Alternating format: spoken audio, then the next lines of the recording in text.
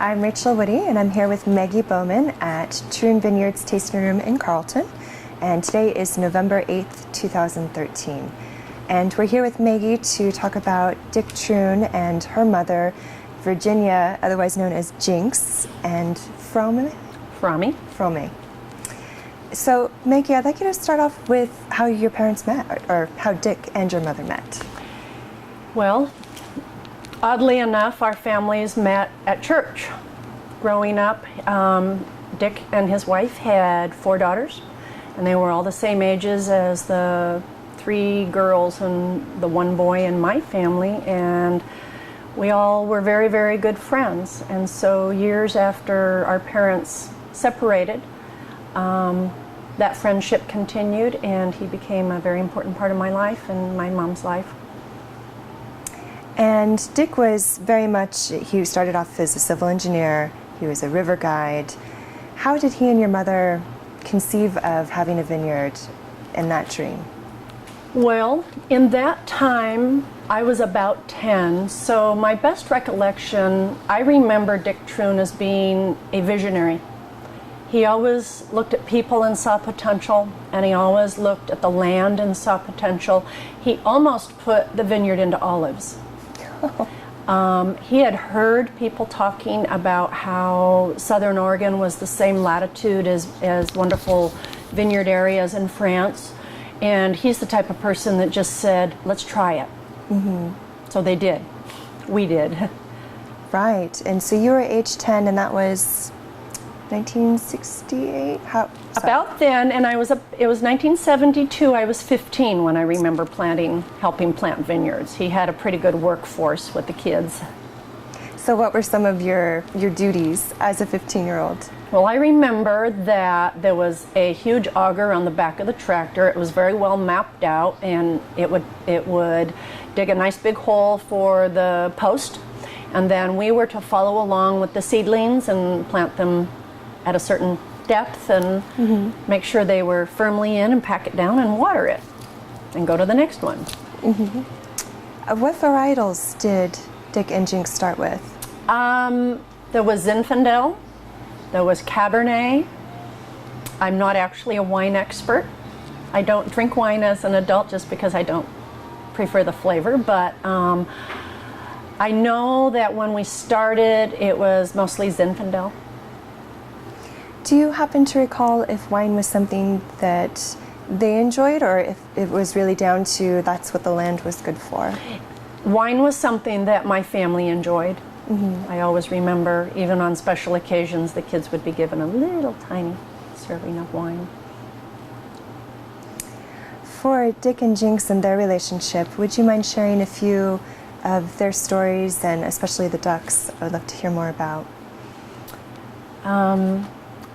My parents Dick and Jinx were married on April Fool's Day in Winnemucca, Nevada. And that was so that Dick could be there with our family while she went through extensive back surgery. And he earned our respect. We weren't too sure about him at first, but we grew to love and respect him. He was the type of man who would greet strangers at the door with a shotgun if it had to do with the kids coming home late. And somebody followed us home late one night, and I don't know how he knew, but he was standing in the driveway, and he was protective. He loved us like his own children, so he had a very large brood of kids. My parents started doing the ducks when my mom was recovering from back surgery. Dick went out to the shop. Nobody knew he could carve. Nobody knew he was particularly artistic, and he carved this great little duck out of basswood, and he walked into the house and handed my mom her paints and said, here, paint this. And that was the beginning of Troon and Troon wildfowl miniatures. And that turned into carousel animals and all sorts of things. And those duck carvings, they won several awards? They did. My parents entered lots of contests. They belonged to the Pacific Flyway Association that raises money and protects migratory wildfowl, buying wetlands so that their paths don't get messed up as they're migrating. A fun group of people. We were part of many events where they would have duck head carving contests, duck calling contests. I'm sure they walked like ducks. I don't know. It was a very, very fun memories of those get-togethers, and my parents won often. My mom was a very good painter, and she ended up being both my parents ended up being teachers at these events as well. Great. And for Jinx and Dick, for their vision for the vineyard, they looked at the land, they saw that it had great potential, they planted Zinfandel. Did they speak much about where they saw it going in the future, or what their hopes were for that? I knew that their ultimate dream was a beautiful winery, which has come to fruition. In the beginning, they ended up just picking and selling their grapes to a vineyard in Rouge, which was about half an hour away. And I should be able to remember that fellow's name, but I can't. So for years and years and years, they just sold the grapes. One of the things that happened when my mother passed in 1989 was the four of us kids didn't actually realize that he wasn't on the title to the property. Oh. He had instructed her not to put his name on. He said, "I love you, not the land." So we were speaking about Dick and Jinx's vision and had left off when your mother passed away. Right. When my mom passed in 1989, we did not realize that Dick wasn't receiving the land. My mom, Dick had told her that he loved her and not the land.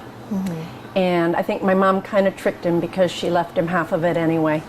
The arrangement was for him to live there and stay there as long as he wanted, and hopefully to continue with the winery dream, and he did. He did stick with the winery. He finally got the grapes all going to the point where it was enough to do their own winery.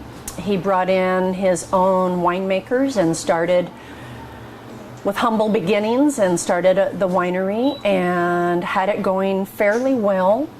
When he got up in years, in the late 70s, he decided that it was too much for him to do all by himself, and he sold the winery to the Martin family, and they embraced the vision of the winery, and they actually, I believe, created exactly what my parents' original dream was, and it's absolutely beautiful. And I knew that when I walked in and there were finches, red finches in the water fountain, and that was my mother's favorite bird.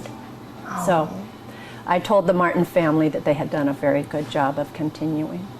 But he lived up the road and he stayed on for a couple years, and the Martins were astute enough to keep the Troon name and the Troon label. The Troon name has a lot of meaning down in Southern Oregon. Dick Troon was one of the pioneers in the industry in Southern Oregon. He was always there to help new winemakers and new vineyard owners. He was there with equipment if they needed it. He was there with wine cuttings, or not wine cuttings. He was there with grape cuttings. He even let people come and take cuttings from his more mature plants. So he reached out to a lot of people in Southern Oregon. He's well remembered. And along that same lines, I would love to hear, you had the most time with him, I believe you said, as a child growing up. I was about 10 or 11, 6th, 7th grade, when Dick Troon entered my life as my stepfather. And we grew to respect him. We weren't sure about this new man in our life, but he ended up being a real rock for us. Along with me personally taking FFA in the 9th grade, learning how to weld and solder and things like that, he taught me how to use all the machinery in my parents' workshop, the drill, the lathe, the bandsaw, everything. I was taught how to carve. He always was cutting out wooden spoons to keep us busy, so we would carve spoons. We gave a lot of gifts. My favorite thing that he taught me how to carve was you take a dowel of wood and you carve it into a chain with the links connected. I believe that I'm able to do my silversmithing now because of the work that he did with me with tools, and I have absolutely no fear of tools and power tools. The bigger, the louder, the more destructive, the better. He had a really big impact in my life. He was very giving. One of the first to offer a neighbor a tractor if they needed it. Dig them out, pull them out of the mud or the snow, whatever. And that's very much how he's remembered down there. And if you wouldn't mind, could you share the story about him when he went to his father's funeral? When Dick Troon went to his father's funeral, he found more people than he expected waiting in line. And somebody had said that his father was one of the type of people that if you weren't his friend, it was because you hadn't met him yet. And that he made the lives of the people he met better and stronger for having known them. Dick Troon decided that day that that was the type of person he wanted to be. And frankly, he's the type of person that if you heard something bad about him, you wouldn't believe it.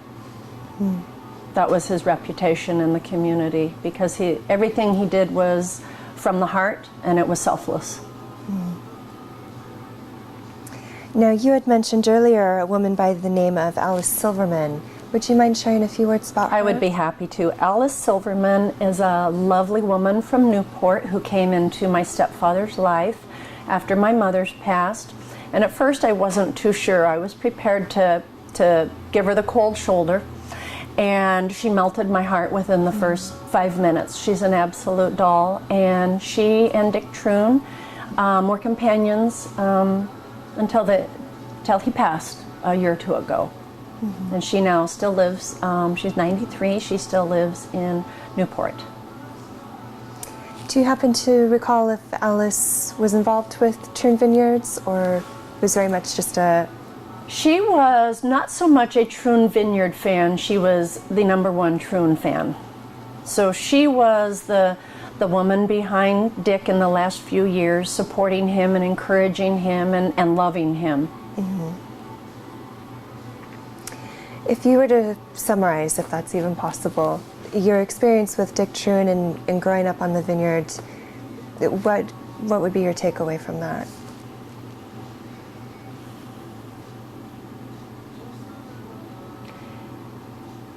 He had a heart big enough to take in every person he met and make a difference in their lives.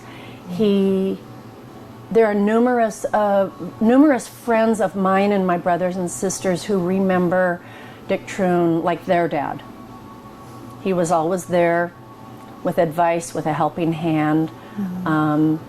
He's just a good egg. Well, Maggie, that was my list of guided questions. Is there something that I didn't ask you or that we haven't covered that we should?